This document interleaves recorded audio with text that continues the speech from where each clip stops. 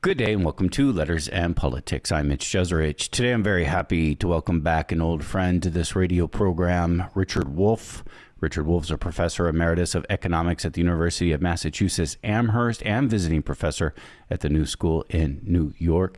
He is host of the weekly program Economic Update and he's author of many books, including his very newest, Understanding Capitalism. And he joins us for a conversation about the election and economics. Richard Wolff, always good to see you, sir. Thank you once again for taking this time today. My pleasure, Mitch. A program like yours deserves everything that the people like me around can possibly offer. You reach an audience, you've engaged that audience, and the country needs it more than ever. So it's my honor and my pleasure to be here. Well, it's a part of whatever success we have had, which is questionable, but whatever we have had is certainly in large part thanks to your help over the years.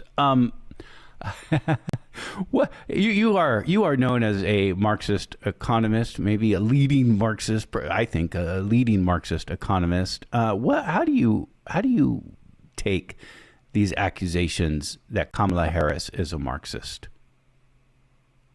Well, it clearly, in the mouth of Donald Trump, is just another nasty phrase he can heave over at her.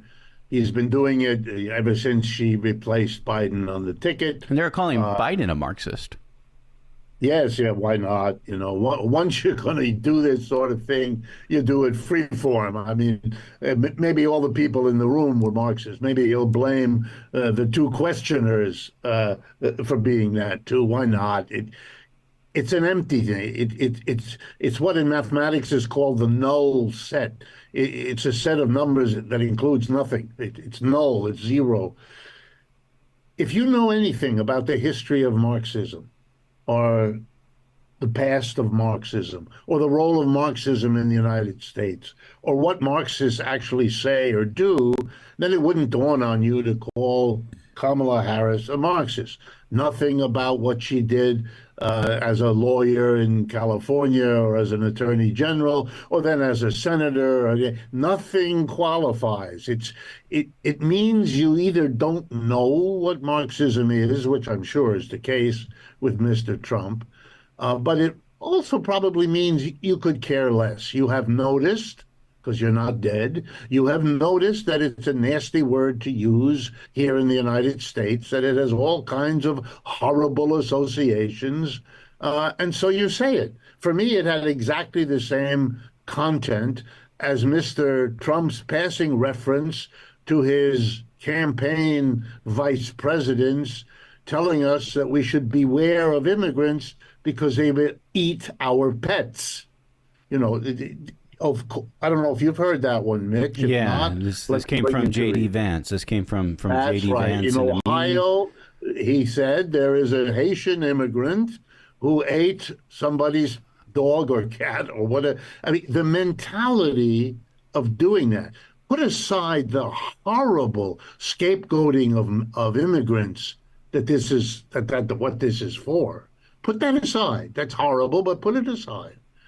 But the level of discourse, you've got, I don't know, 50 million Americans watching a debate, trying to understand where their country is going and what choice they should make in a couple of months, and you make this stuff up in order to say negativity about your opponent. It's somewhere between horrific and childish and immature and stupid. And it's a horrible mix of these bad ingredients. It has no content. I could tell you, we've discussed it, what a Marxist view of this or that might be. Kamala Harris does not produce those, not in written form, not in her verbal statements, none of it.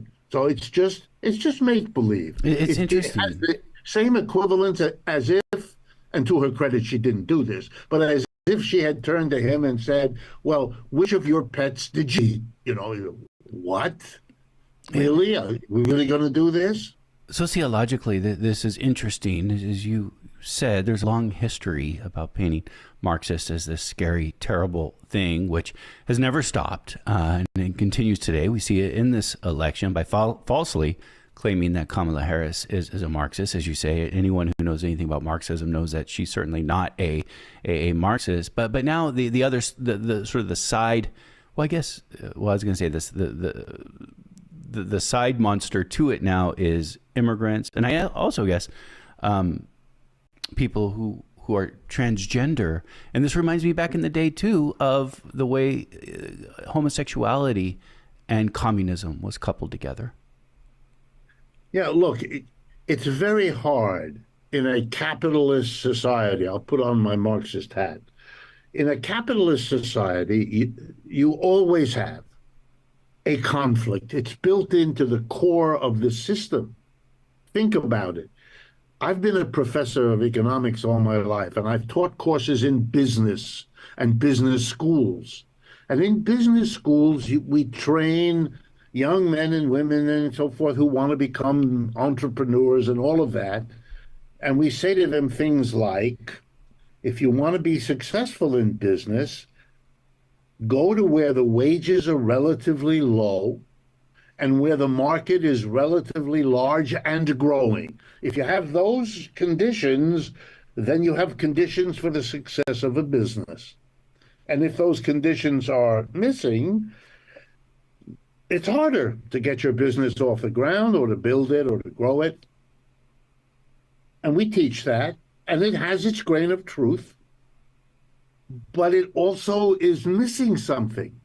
Because if you go where the wages are low, you're going to a place where the people don't have the income with which to buy the products of your business.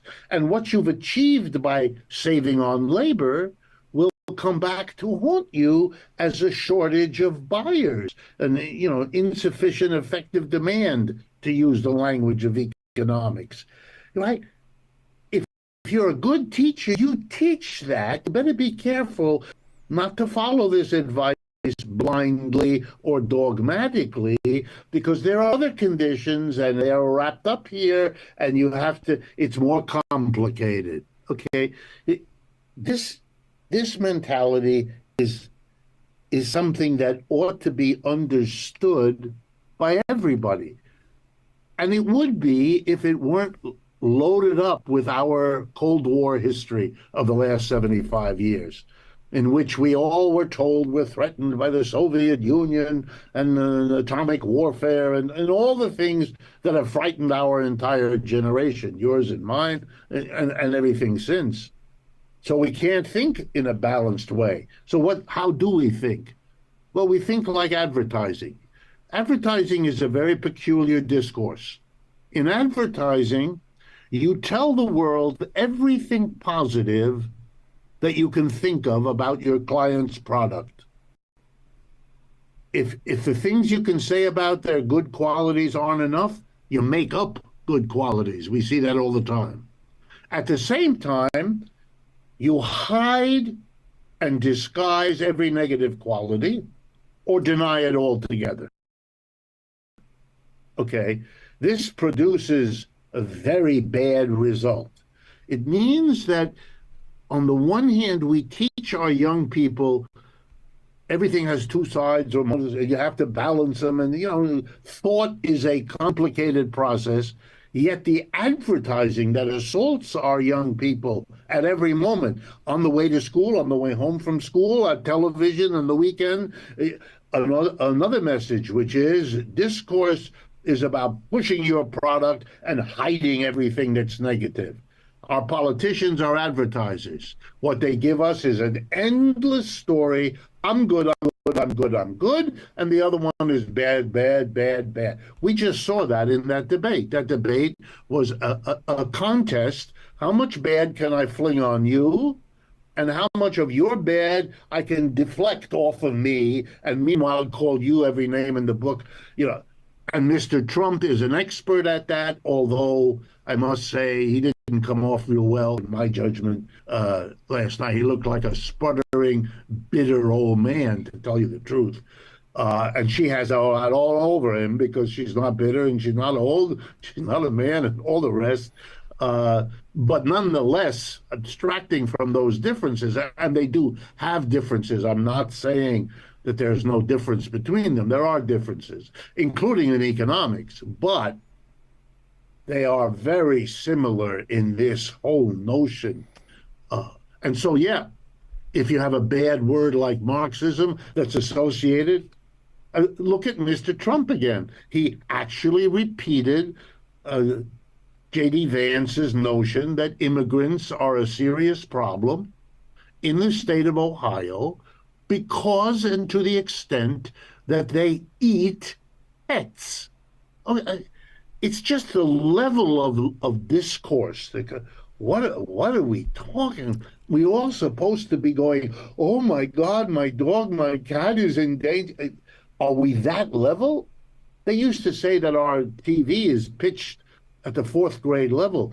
That was a debate which at many moments didn't rise to the fourth grade. This is just driving home to me that we are still living through a relic of the Cold War. In the Cold War, in the 1950s, we had what was known as the Lavender Scare. And this was part of the communist and the Marxist witch hunt, but also against homosexuals, in which it was coupled together. And again, today, it's sort of morphed into, once again, Marxism, immigrants as well, as it was in years past, and this time, transgender people. These are the boogeymen. I was gratified. I'll tell you quite honestly, I was gratified that when Trump at one moment referred to her as a Marxist, even brought in her father as a Marxist, that this sort of led her, because she's on the screen, you can see her in that moment, roll her eyes and kind of smile to brush it off. And I was gratified that that's it. That was the end of it. Nobody brought it up again. He didn't. She didn't. The two questioners didn't pick it up. It was dealt with in a way that I thought understood. It's just a nasty. It's a flicked nasty, and we can go on to things that are less irrelevant than that. That wasn't said, but it was the way it was handled. And I think that is a sign that what you had in the 1950s and 60s might have been very different, might have been the beginning of a process of holding congressional hearings about the intrusion of Marxists. You could have had a whole extended political theater around this, terrifying people, losing their jobs, giving FBI agents 6 months of assignments, all of that. None of that seems to be happening now. Nobody is taking this very seriously. Not even the more conservative Republicans in Washington are picking, at least not yet, are picking this up and doing anything with it. I do want to get into some of the substantive economic issues that are being contested in this election. A couple of them that came up last night, one being tariffs. The other that didn't really come up last night, and I was surprised because it's been a part of and got a lot of coverage, part of Kamala Harris's economic plan of concerning price gouging. So tariffs and price gouging, these are two issues that I've heard you talk about on your program quite a bit over the recent years. And Donald Trump wants to bring more tariffs to countries importing their goods to the United States. Kamala Harris calls that a tax on these goods that we are all going to have to pay. And then when it comes to price gouging for Kamala Harris, she wants to institute measures to try to punish those who do price gouging in such arenas as grocery stores. Of course, Donald Trump and Republicans call this price controls. I want to get into both of these two issues with you. Let's start with tariffs. What's important to understand about tariffs, and what is Donald Trump talking about when he said bringing tariffs to goods coming to the United States? Well, there's been an embarrassment about what Mr. Trump says regarding tariffs since the time of his presidency. So we're talking now quite a few years.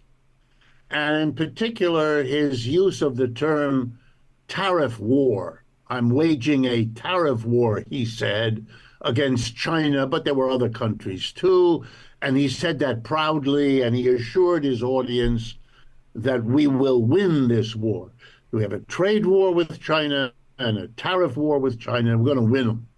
They're winnable. Okay. When he talks like that, a group of economists, of whom I'm one, but I'm far from the only one, raised our hand in utter disbelief because the way he spoke, and he did that again last night in the debate, the way he spoke was as if he believes that a tariff is paid by the country you impose it on. And that's just a mistake. That's a mistake that a freshman in a college economics course or a high school student in a high school economics course knows better than. Mr. Trump isn't paying attention, or he never did. Or the economic advisors he has dare not tell him of the nonsense he is speaking. And since I know, and because I have the same exact education as Janet Yellen, who is arguably one of the highest officials in Washington, was when he was a president, is now, etc., she certainly knows. Here's the reality. The word tariff is a word for a particular kind of tax. That's all. It's not something different from a tax. It's a kind of tax. What kind? It's not the kind that is taken out of your income, your weekly check. That's an income tax. Or it's not the kind of tax attached to when you buy something in the local department store. That's a sales tax. This is called a tax on imported goods and services produced outside the United States that are brought in and sold inside. If the product crosses the border into our country, it is taxed. And that tax is called a tariff. It could be called an import duty. And you know why I say that? Because it used to be called an import duty. If you go back in American history, that's what it was called. Okay? It's an import duty. And now, next point. Who pays it? The importer. So everything that you buy, a French wine, a Japanese electronics, a coffee from Brazil, whatever, that's a good produced over there, coffee in Brazil, a wine in France, and so on, brought into the United States. The tax, the import duty, the tariff, is paid by the American company that imports whatever it is. It's not paid by the French wine producer or the Brazilian coffee producer or the Japanese electronics producer. If it's a tariff on Chinese goods, it's not the Chinese who pay it. They don't pay a nickel of that. That's a tax the American government places on the American importing business that brings stuff in from outside. Let me give you the grossest example right now, because it's important to our lives. Starting 10 or 15 years ago, every major car company in the world started work on the electric car. Here in America, we know one success story, Tesla and Elon Musk, because he's famous. But in fact, the competing car companies took 15 years, and we now know who won the competition. When I say we, I don't mean the American people, from whom this little detail has largely been kept. The most successful competitor in producing an electric car is something most Americans never heard of. It's called the BYD Corporation. B is in boy, Y is in yellow, and D is in dog. BYD. It's the largest producer of electric vehicles in China. It's a Chinese corporation. If you go to Europe right now, a quarter of all the electric vehicles on the road are BYD electric cars because they are the best and the cheapest. Nobody is close. Okay. What did the United States do? The United States put a tariff, a tax on electric vehicles from China. It used to be 27.5%. That's a lot. It was raised by Mr. Biden to 100%. Here's what it means. If there's a $30,000 electric car, which is the best in the world, and that's what the Chinese have, and that's what they offer for sale all over the world, where it is being bought in huge numbers all over the world, because it's the best and the cheapest. No mystery there.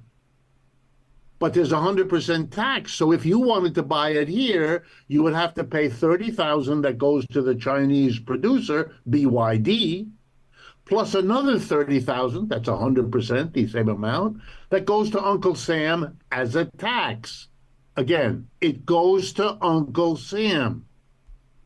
Now let me stop myself and make you all appreciate the Republican presidential candidate of a party that prides itself on being the tax-cutting party, proudly supports tariffs, that's a tax, on American business, that's who pays the tax, as if it weren't a complete contradiction to their anti-tax position of many decades standing.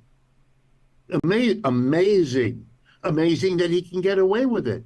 Amazing that he can keep saying that I hit the Chinese with a tariff. You didn't hit them. You hit the Americans with that tariff. The Chinese don't pay the tariff. This is amazing. And the only thing more amazing than that, he says this stuff,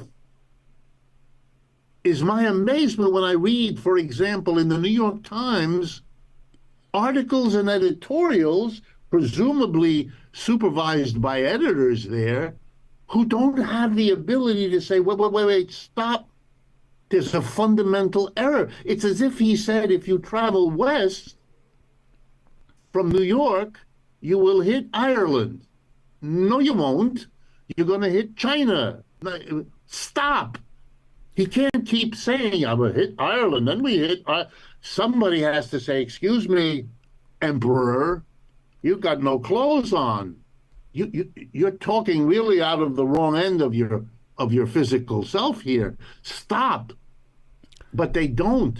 And so we have this conversation, which is very weird because it's a back and forth on the basis of a premise that is completely wrong-headed about it all. Let me ask this. Donald Trump is not not your traditional Republican. No. He's also his politics seem to be much more around, at least his stated politics, around protectionism. Isn't the idea of a tariff, even if it is a tax, well, it is a tax, as you said, even as being a tax, isn't the idea then is that you are artificially driving up the price of foreign goods that come in order to give your domestic producers an edge in selling the product here on a national level? Absolutely. That's what it is. And that's what the impulse is behind. Oh, he doesn't understand it, so he articulates it very poorly. But yes, you're absolutely right. There's a protectionist impulse. But here's the problem. This issue has been around for centuries.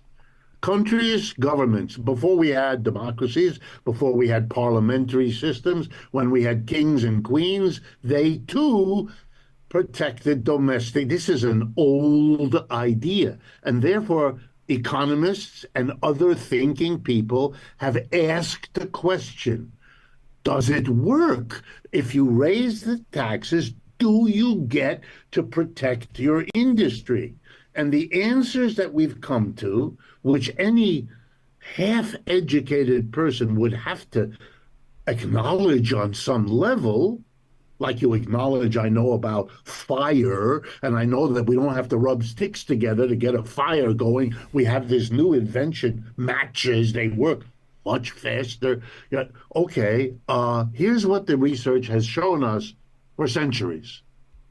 You will get some protection for some time, yes, but you will lose all kinds of things, which over time will not only accumulate, but overwhelm the protection you got. So you can play the game, but you better play it for a short time, and you better play it with a lot of adjustments, or else you're going to be real sorry. And the reason for that is not complicated.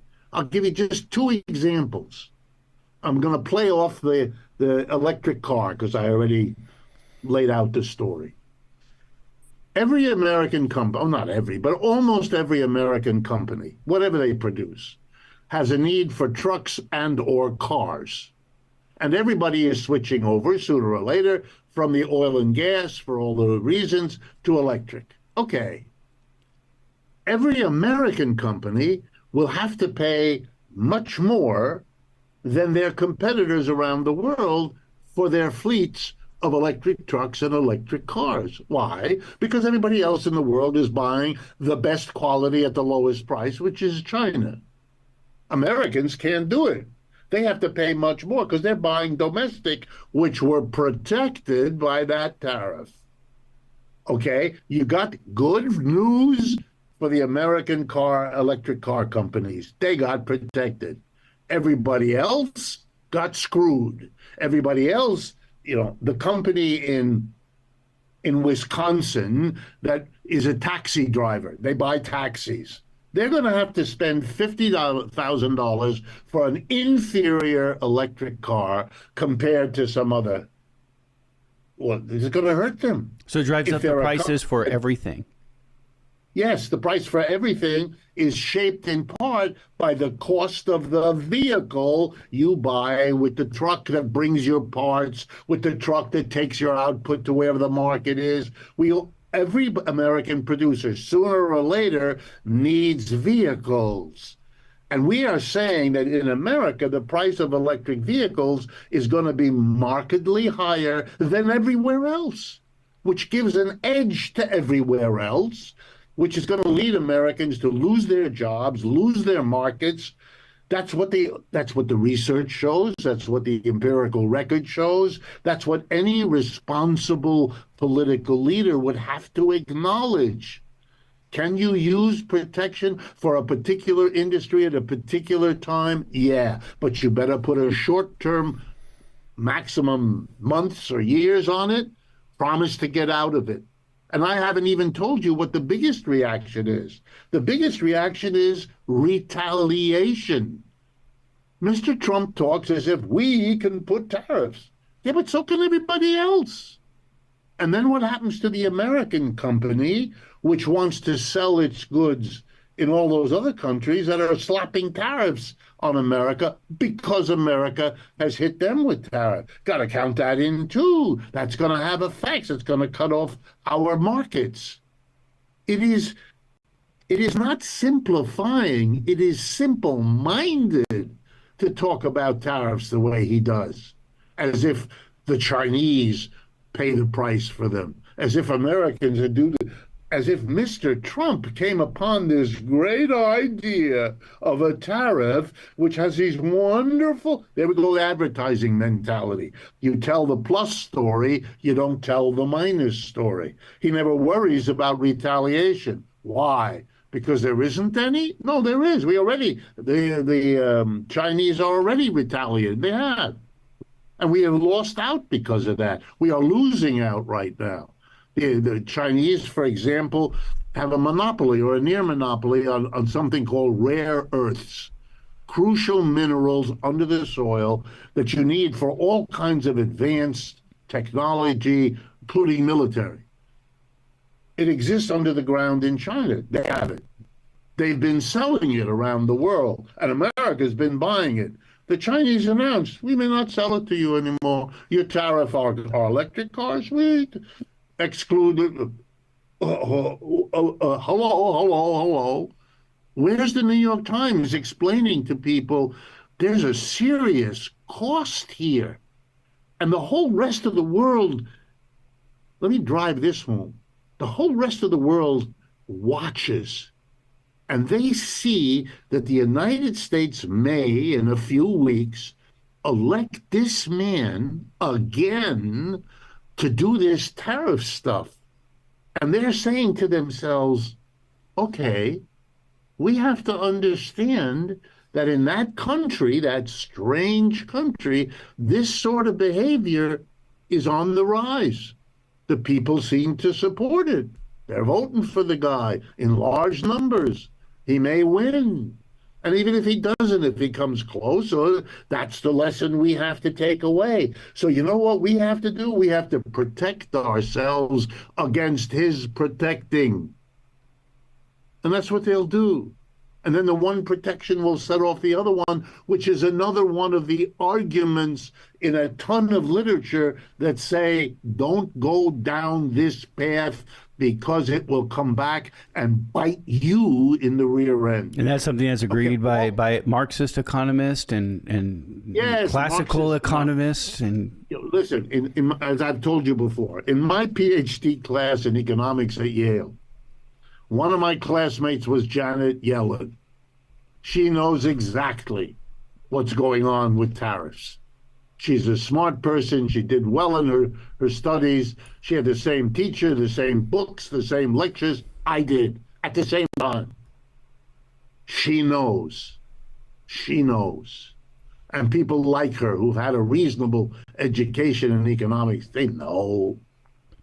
There is something going on here that all the people who know, who should include editors of economics at the New York Times, heaven knows, seem to be out to lunch on this stuff. They're so lost in the low level of American politics that not only do we seriously discuss the eating of pets as an issue, but we actually discuss these tariffs as if we were 5 years old.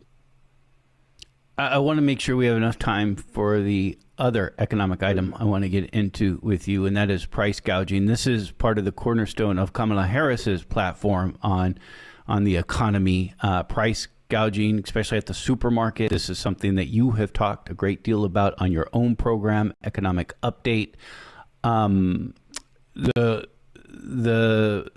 The critique, at least coming from the conservative side towards Kamala Harris and this idea around price gouging, is that she'll try to institute price controls. She denies that.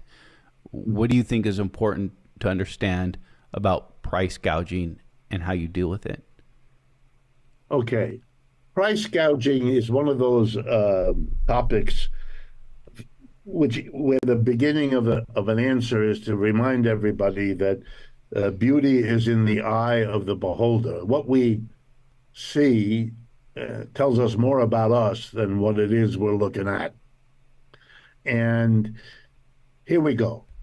In business, in capitalist business, there is a phrase: you charge what the market will bear. If you're a business person, you try to get the highest possible price that you can get in the market. The market is the disciplinarian. The market says if you raise the price above X, nobody will buy it, and that'll be your punishment. You went too far. And by the same token, if you charge too little, well, then you won't make the profit that will allow you to stay in business. So now you have to find your optimum price point. How high can you go? But the argument is you go as high as you can. Every business is taught that. Every business is busy doing that. If you're a large enough business, a corporation, you will hire professional economists like me, or people who are professional marketeering types, to advise you on when and how you can get your prices up. If you're the person who has to pay the prices, you are offended when the prices are driven up.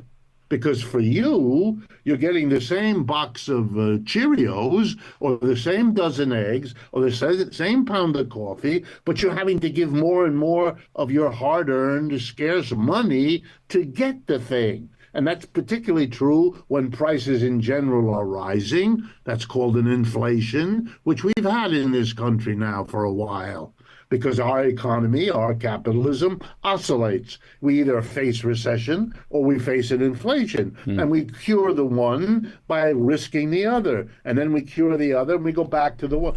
And we accept that, which is a whole nother question. But that's how this kind of works.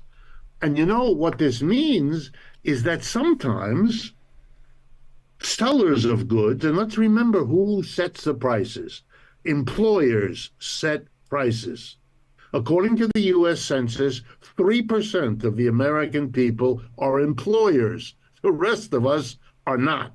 We are employees, like you, Mitch, and me, right? I'm employed by a university. You're employed by a radio station, and so forth. Okay, those 3% set the prices. The employee is not asked to sit in a room and come up with the price of whatever that employee helps to produce. That's a prerogative of the management, of the people who run the company. Okay, so the employers see an opportunity to raise the price. That's what they're going to do. That's what they're in the business to do. If they're board of directors of a corporation, the people who own the shares of that company want those people to jack up the price when the market will bear it. Okay, so here's when this stuff begins to become crazy. Suppose there's a hurricane that devastates the public water supply in Louisiana. Ooh, suddenly you go to your corner store to pick up a plastic bottle of water, and the employer there, the little shopkeeper, looks at you, looks at the water, realizes it's going to be hard to get more water, and he's not going to sell it to you for 75 cents. It's going to be $7.50 or $75. Who knows? If he's going to go by the charge what the market will bear, he's going to know that people are going to be becoming desperate for water. They will pay a great deal since the human body needs the water all the time, et cetera, et cetera. Well, why am I telling you this?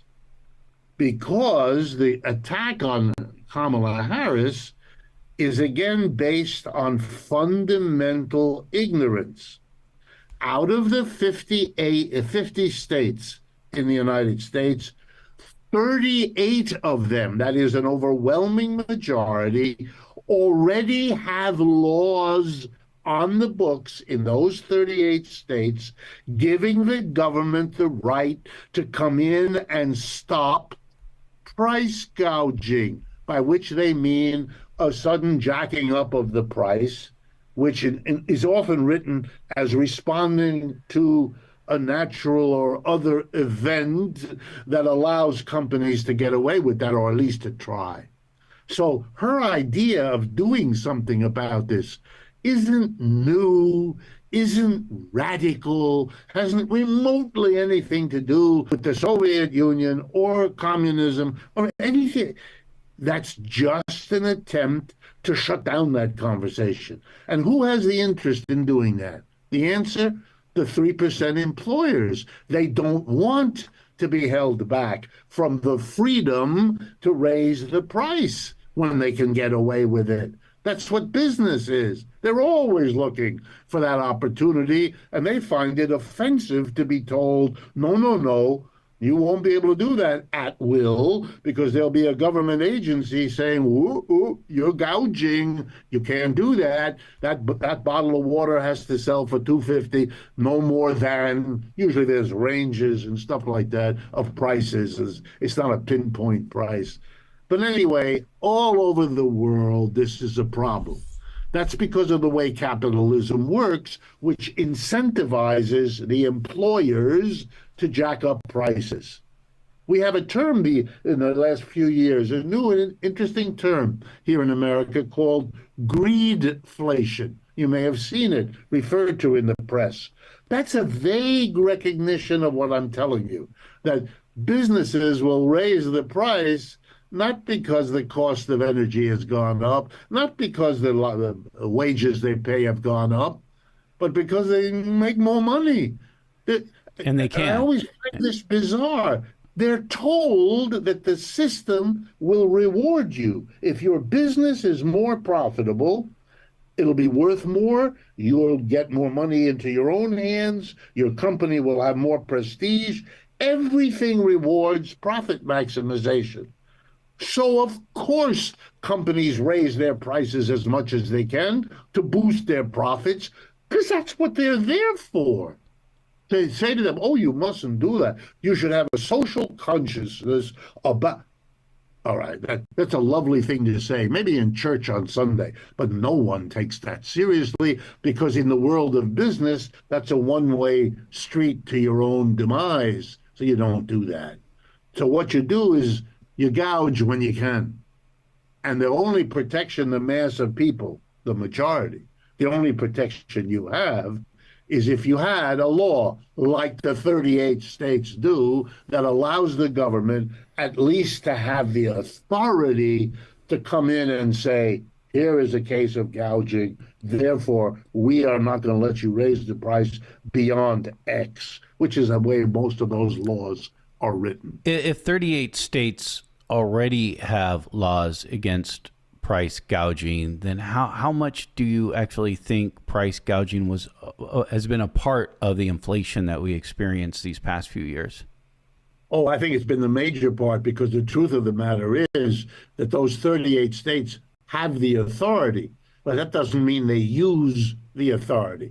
They sit there and they watch. And the reason is because, of course, in the Republican-dominated states, but even in the Democratic Party-dominated states, the howl from the employers in their state, who are their major donors and all the rest, would reach the heavens. They don't want the government to come in at all, and they certainly don't want it to come in with the idea of constraining their freedom. Let's remember, if I'm a free enterprise, I want to be free to raise my prices as I see fit, or if you like, as far as the market will bear. And I don't want bureaucrats to come in here, especially responding to a public that is screaming about what they have to pay for a dozen eggs or a pound of coffee, et cetera, et cetera. That's a very dangerous thing for the free enterprise class of employers. So they are the big enemy. And so even they fight against these laws, just like they dumping on Kamala Harris for proposing it. They fought against them in every one of those 38 states. They lost that fight eventually, although they delayed it often for decades. And so now, having lost that battle, they can still fight by not having the law apply, by having no government official dare to say, oh, according to public law number 25, I have the right to say that quart of milk is going to have to come down 30 cents from what you've charged because it's gouging.